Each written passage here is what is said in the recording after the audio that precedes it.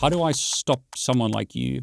Does it mean I have to buy like Fortinet and then behind that have another vendor? So have 2 firewalls?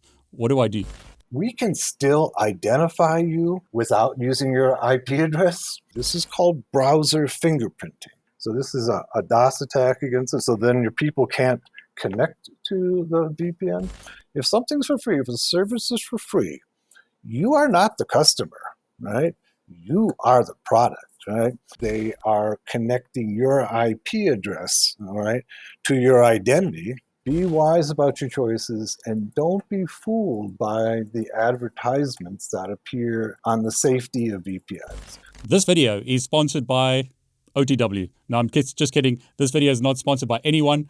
We're not recommending that you use a specific VPN in this video. To be transparent and make sure that this video only brings you value, I'm not going to put any sponsorships on this video. Everyone, it's David Bombal back with the amazing OTW. OTW, great to have you back on the show. Thank you, David. It's always great to be back on the best IT and cybersecurity channel on YouTube, and I sincerely mean that. I appreciate you saying that, and as I always like to say, OTW, thank you so much for sharing your experience with all of us.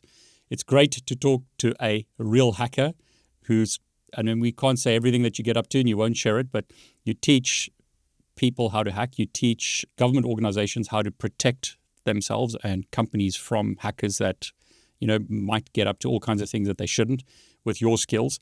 But just for everyone who doesn't know OTW, he's the author of this book, Linux Basics for Hackers. Fantastic book if you want to learn Linux. We've also created a bunch of YouTube videos, which I've linked below if you want to see a video version of this book. OTW has also written this book, Getting Started, Becoming a Master Hacker, and my favorite one, Network Basics for Hackers. If you want to learn networking or a lot of technologies from a hacker's point of view, great books to get. But OTW, this is what I love about talking to you. You have this hacker's mindset when you talk about any topic, and you teach us from a hacker's point of view. So perhaps I'm on the defending side, I'm on the blue team. It's really important for me to see what the red team is doing or what hackers get up to.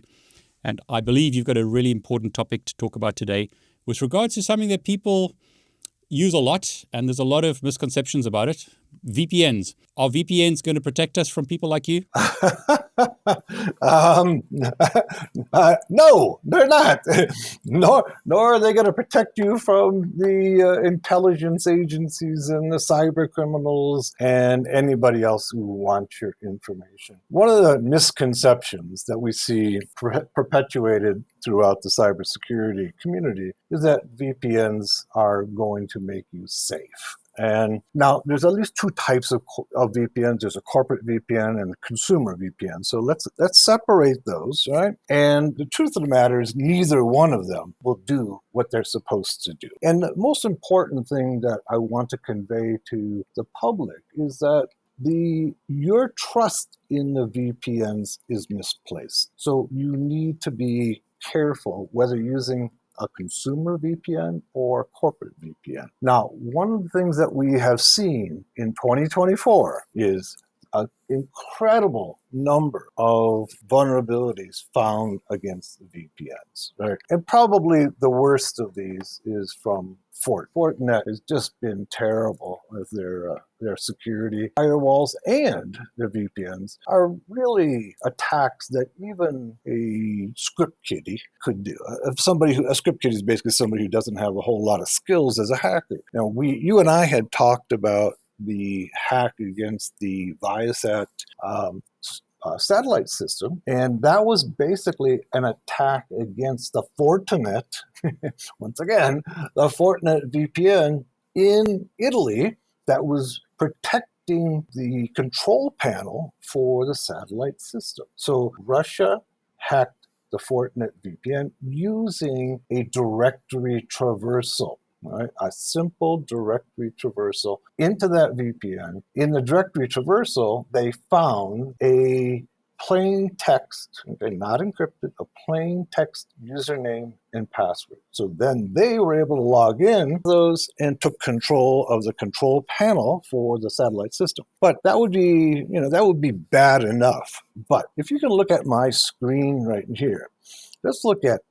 the security vulnerabilities from Fortinet in 2024. And you can see that here's one right here. Okay, this is a 9.8, which is about as bad as you can get. Right? It's an alternate path or channel vulnerability to Fort iOS 7, right? And their proxies. Allows a remote attacker to gain super admin privileges via crafted, requested, and Node.js WebSocket module. A relatively simple attack, and you can gain admin privileges. Right? And you can see some of the others here. Right? And here's another one at 9, weak authentication. Right? So, this is allows the attacker to execute unauthorized code or commands via brute force attack. And this is just, 2024. Here's another one, missing authentication for Fortinet Manager. I don't know, and I know I'm gonna get myself in trouble by saying this, but I don't know how these guys stay in business, right? I mean, they're basically, they're leaving the door open, okay? They're leaving the door open to anybody with even a modest level of skills can get into your Fortinet VPN. I mean, it would be nice if I could just say, well, it's just Fortinet, but it's not. Yeah. Right? Yeah. There's, we have similar vulnerabilities appearing in Checkpoint, okay, in Palo Alto, right? So we've got, it covers the whole gamut. And so I think what's happened is that the VPN companies, like a lot of cybersecurity companies, they advocate for being secure, but they don't take the time to make their own applications secure. So what we're finding is that these VPNs are vulnerable to attacks that you would have seen 10 or 15 years ago against, say, a web server, right? Like, a directory traversal. You're not going to find many websites in 2025 that are vulnerable to a directory traversal, but the Fortinet VPN is. And so so they just haven't done the work of bringing these things up to the security posture that we expect in 2025. And as a result, they are really easily hackable, right? And then, of course, if somebody can hack the VPN, then they can decrypt all the information and see everything that's passing into and out of the internal corporate network. Right? And so this is something that has been going on for some time now. And if they can get the credentials, then they can just take control of the VPN and do whatever they want. So this is a serious issue. It's been around for a while, but I think it's only coming to light in the last year or so. We did an article on Hackers Arise on the major vulnerabilities on VPN. So you can see that. It's the name of the article on Hackers Arise is, "So you thought your VPN was keeping you safe and secure?" And the answer is obviously you thought it was, but it's not. And we show you some of the major vulnerabilities. We're also putting together a class. We hope to run it by mid-2025 on VPN hacking. We're still putting that class together, so I can't give you a definitive date yet, but it'll probably be later in 2025. Right? So this is a serious issue for corporations or for national security institutions that are using these VPNs to communicate, to keep their people safe, keep their data safe, and it's failing. They are failing. All right. OTW, this is crazy because these are the devices that are on the edge of companies' networks, they're internet facing, and they're supposed to protect organizations.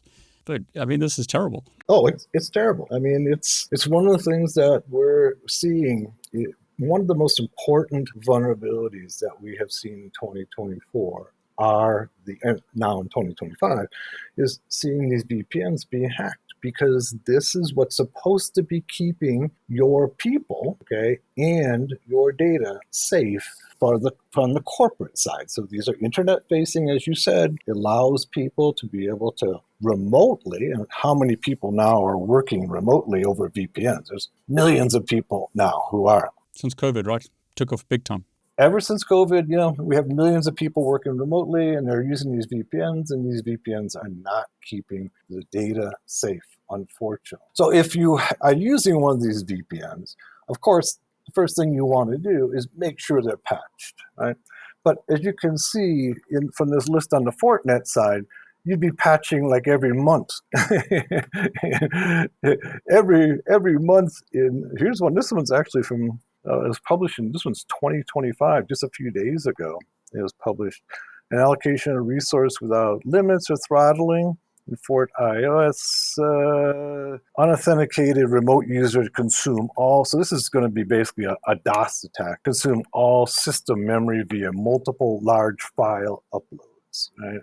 So this is a DOS attack against it. So then your people can't connect to the VPN. And of course, if they can't connect to the VPN, then it doesn't really do you any good. Here's another directory path traversal here in 48884. Okay, so this is a serious problem. I think the industry needs to address this right away, immediately.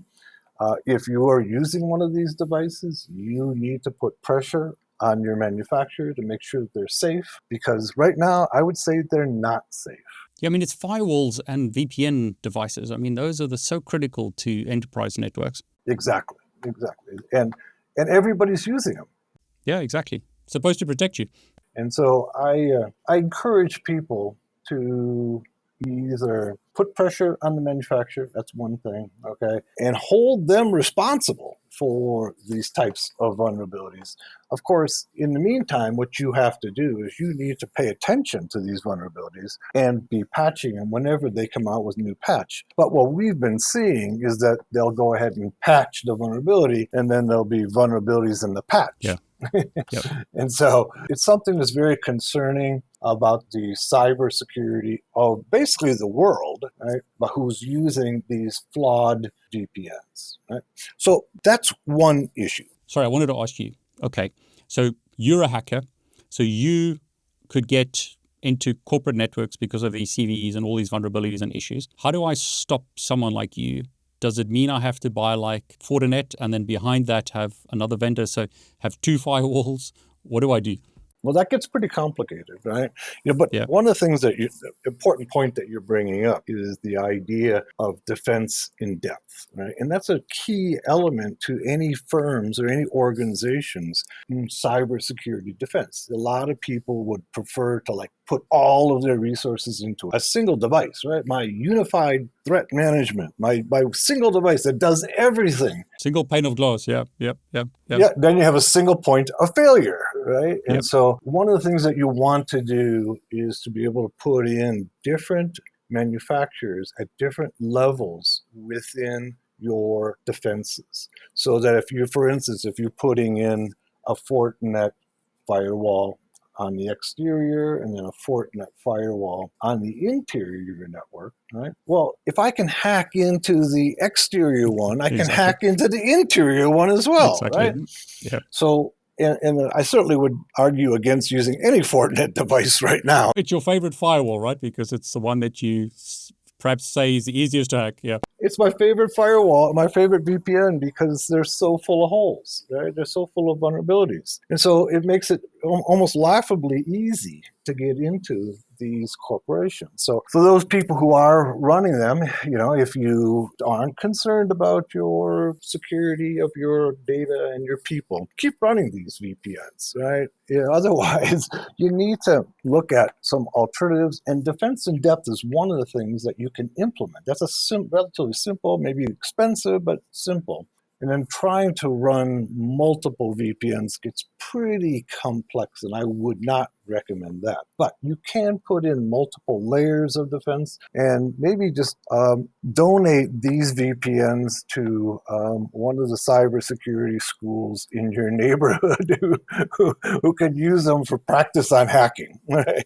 These Fortinet VPNs are just horrible. They're a hacker's best friend. Right? They're so easy to get inside of that nobody should be running. And then the other issue I wanted to address is that a lot of people are using VPNs, a consumer level, for cybersecurity as well, right? So millions of adverts, right? Use this, and I won't even mention it. Use this XYZ VPN; it'll protect you from hackers. That's how the adverts go, right? Exactly. You see it all the time, all all over YouTube, all over Twitter, all over X, I'm sorry, Twitter, all over, anywhere if you're looking at doing a Google search, for VPNs or cybersecurity, you're going to get ads for this VPN will keep you safe. It'll keep all the hackers out.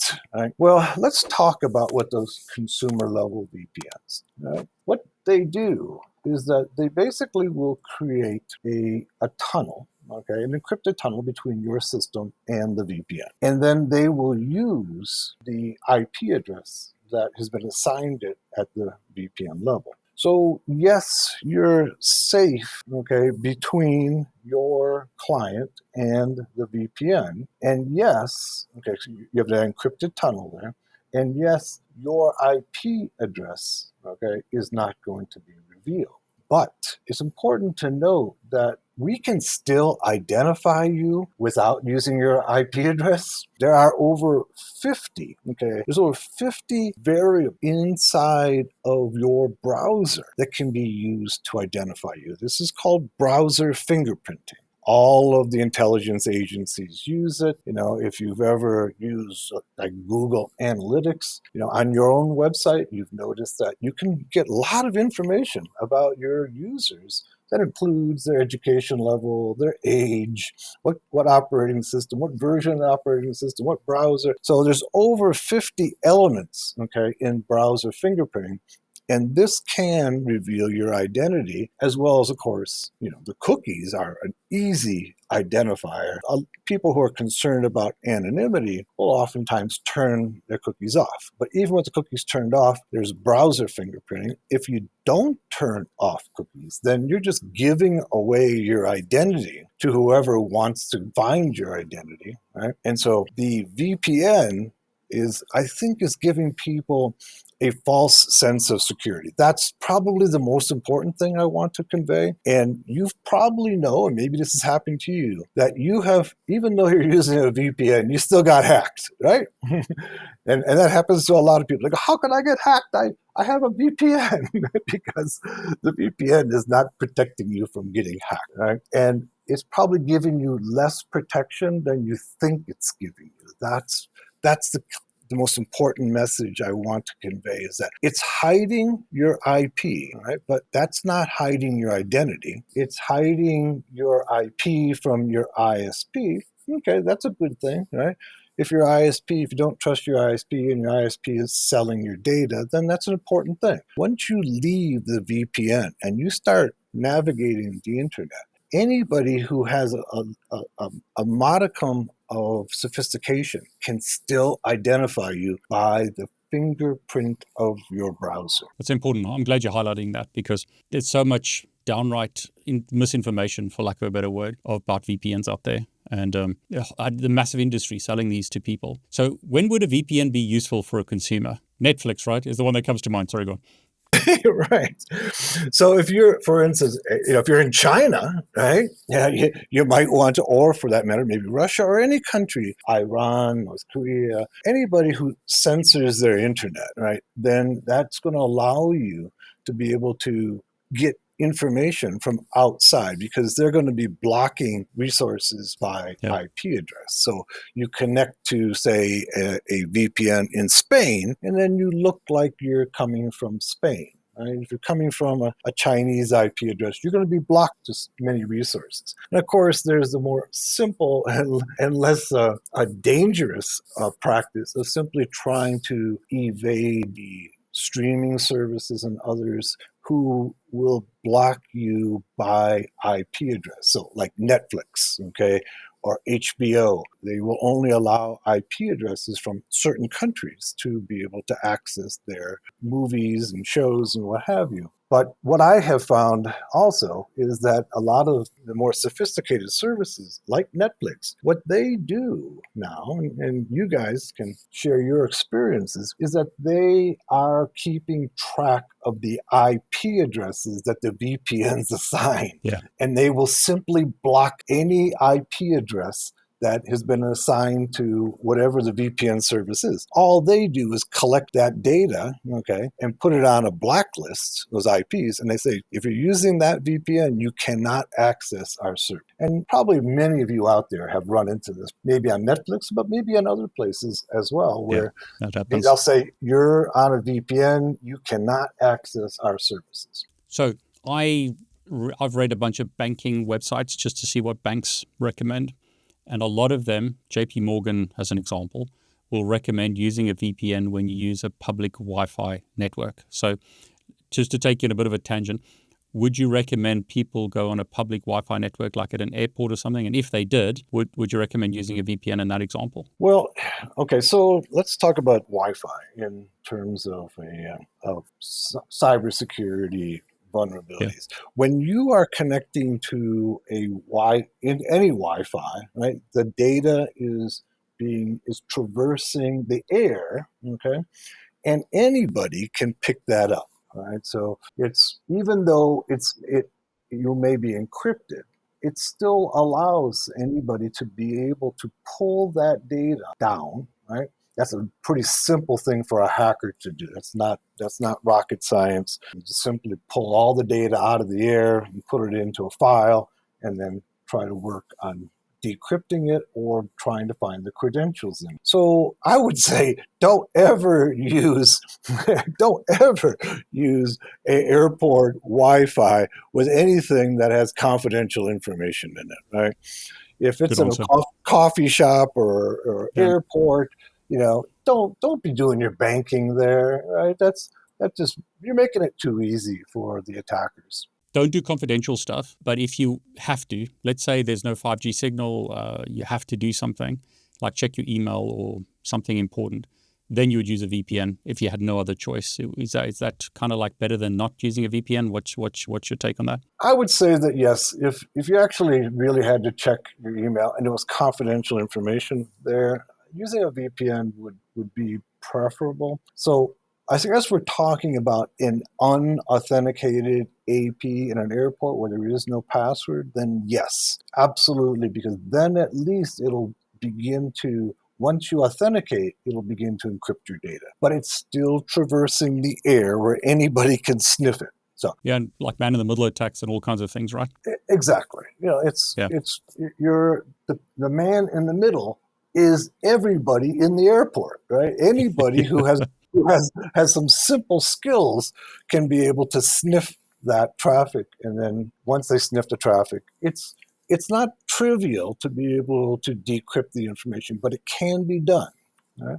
So I'm glad you've highlighted. So corporate networks, they need to push back on the vendors.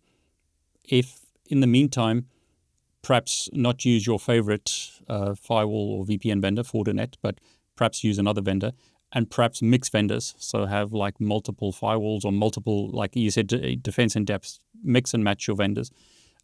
Is that a fair summary? Yeah, I think it is. And I think that concept of defense in depth is overlooked in a lot of organizations that I've seen. They want to be able to consolidate all of their firewalls on one vendor, but that's not a good idea, right? You want to have not in 2025, yeah, you got to use different vendors, because if all of your firewalls are Fortinet, we know how easy it is to get past them. But the same's going to apply. The concept's still going to apply no matter who you're using. We're picking on Fortinet today because they're so bad, but Palo Alto, which is one of my favorites, quite frankly. Palo Alto does a really good job generally, but they had a major flaw also in 2024. Right, so the idea all of them. Yeah, sorry, go on. Yeah, so the idea is to use different vendors. Okay, use different vendors at different levels within your network. And then, from a consumer point of view, what's your favorite, if there is any, like VPN provider? Because there's a million ads pushing different VPN providers. Is there any that you could recommend if someone had to choose one? No. So here's the problem that people often are worried about with VPNs. What I hear all the time is logging. Yes. Is the VPN logging? Right? Yeah. And so what that would mean is, if they were logging, that would mean that they are connecting your IP address, all right, to your identity, And therefore, if somebody were to get into the logs or law enforcement got into the logs, then they would be able to identify you. But what I'm saying is it doesn't matter whether they're logging or not, right? That they can identify you simply by the fingerprint of your browser. That's great. So, yeah, because I mean, a lot of logging is an issue. A lot of people, it depends how paranoid you are about stuff, will say that some of these VPN providers are just there they put there by, NSA or who pick your favorite government organization, and they're seeing all your data anyway. So if you wanted to be anonymous online, Tor, is that sort of where we're looking towards rather than a VPN? Well, let me just chat just a little bit about the free VPN, okay? Or the free proxy, right? So let's think about that a little bit here. So it's free for a reason, right? Yeah, it's free for a reason, folks, right? So let's think about if, say, you were whatever, an intelligence agency in Iran or the US, right? And you know that people are using proxies and VPNs to try to evade your detection. What would you do? Right? What would be your strategy? Well, you know what I would do? I would put up a free VPN, a free proxy. With the best bandwidth. With the best bandwidth and the highest reliability. Yeah. And then everybody would connect to it, and then I would see all their traffic. So if something's for free, right, remember this, if something's for free, if a service is for free, you are not the customer, right? You are the product, right? And unfortunately, I'm not the first person to say that, but it's been around. The idea has been around for a while, and just keep that in mind. So if you're thinking that you're going to be safe by connecting to a free proxy or a free VPN, just the opposite is probably true, right? And we've talked about the insecurities in Tor.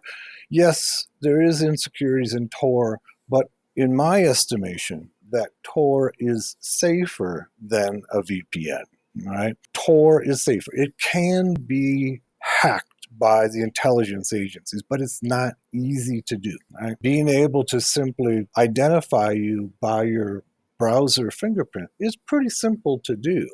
And anybody with a website can do that. I've got to ask you this question because I've asked a number of people and I get different answers.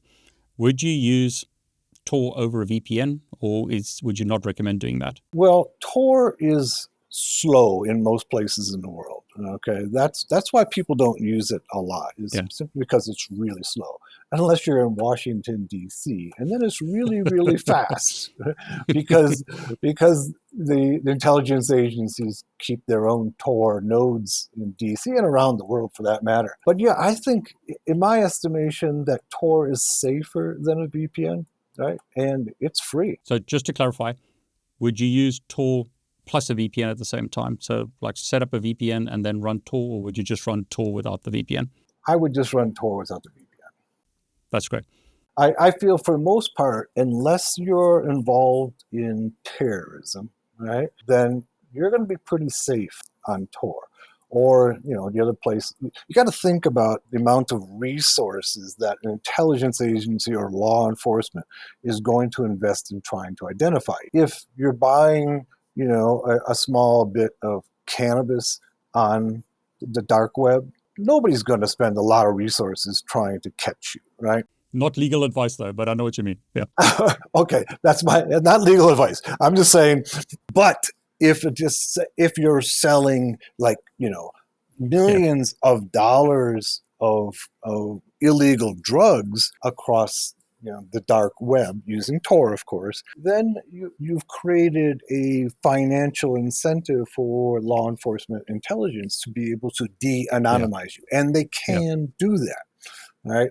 So generally, the Tor is relatively safe if you're just trying to protect yourself from commercial interests, right? Yeah. Then Tor works really good. If you're trying to plan a terrorism attack, then it's not necessarily going to be safe, because in those kinds of cases, there's enough resources to de-anonymize you, but not in the case of small, like you're not going to find Google trying to de-anonymize you through the Tor network. I think it's very valid advice, and you've mentioned this before, that if you're just a normal person trying to stop being tracked by Google or, corporate companies, then Tor and some of these methods help.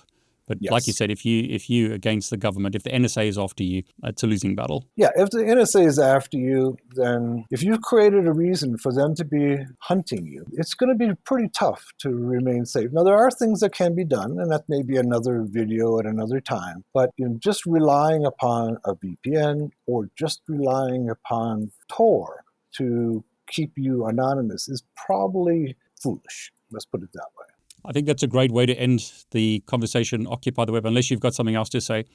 It's like, think carefully about what you're doing, right? And be wise about your choices. Be wise about your choices, and don't be fooled by the advertisements that appear on the safety of VPNs.